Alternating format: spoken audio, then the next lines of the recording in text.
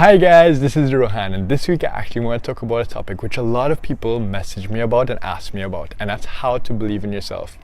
You see, so many of us are riddled with insecurity, with self-doubt, and we don't know how to overcome it.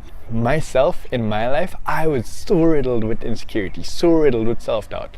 I was a really chubby kid growing up, and I didn't have any confidence, and I barely even used to speak to people.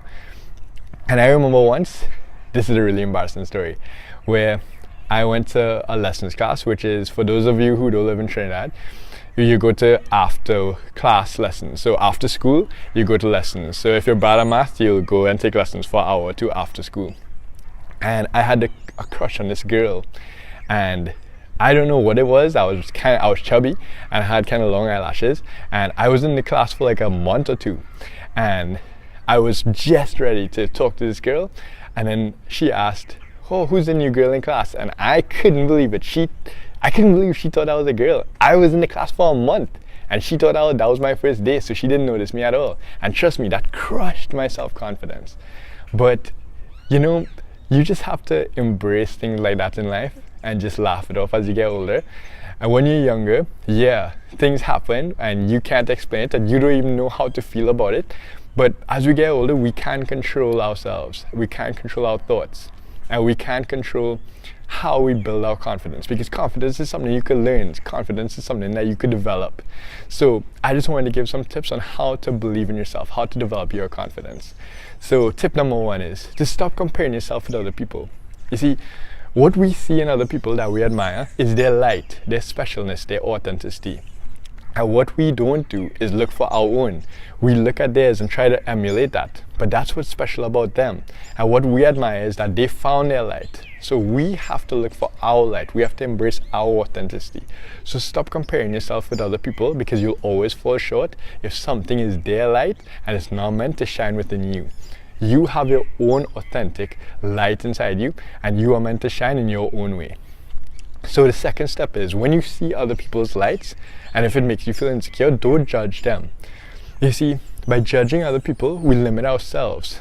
By judging other people and saying something is bad, that might be something for us, and we're just too scared to do it, so we end up judging other people.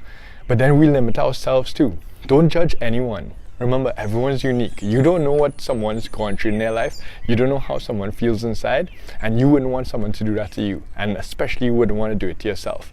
And you unconsciously do that by judging someone else. You judge yourself. So stop judging other people and stop judging yourself. Step number 3 is to really listen out to what other people have to say about you. Now, I know this is a strange thing because you're not supposed to care what other people think, but meaning people might hint to you what your authenticity is, what your specialness is. They might say, a few people might say, "Hey, you're really good at this," or you should do this, and you just never took it on. You just passed it off. Like, for example, for me, people always used to say I was a really good listener, and I always made them feel better.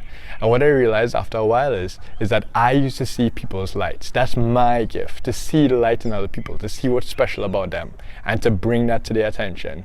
So really listen out to what people have to say about you in a good way. And step number 4 is actually listen to what people say they find weird about you. Because just because they find it weird and they may be judging you, they might actually be hinting to what your light is, what your authenticity is. So instead of taking it personally, really listen and think, this makes me weird, which makes me unique. Weirdness is an amazing thing. The world would be so boring if we all were normal and the same. Weirdness makes the world a better place, makes the world an interesting place. So this last step, after you have realized what people are talking about you and saying that you're weird about, is to embrace that weirdness. Embrace who you are. To really gain confidence, you can't look outward and hope to be that. You have to look inward and love that. So really embrace your weirdness. Really love yourself for who you really are, for that light inside you. So I really hope these tips help. Remember to don't compare yourself to other people. Don't judge other people or yourself. Remember to listen to what people say good about you, and also listen to what people say weird about you. And then to embrace that weirdness and to really love yourself for who you really are. So I hope that these tips help. I hope this helps to help you gain self-confidence, because it helped me throughout my life and I was riddled with insecurities. So always remember to stay open-minded, stay open-hearted, never stop believing in yourself, and embrace your weirdness.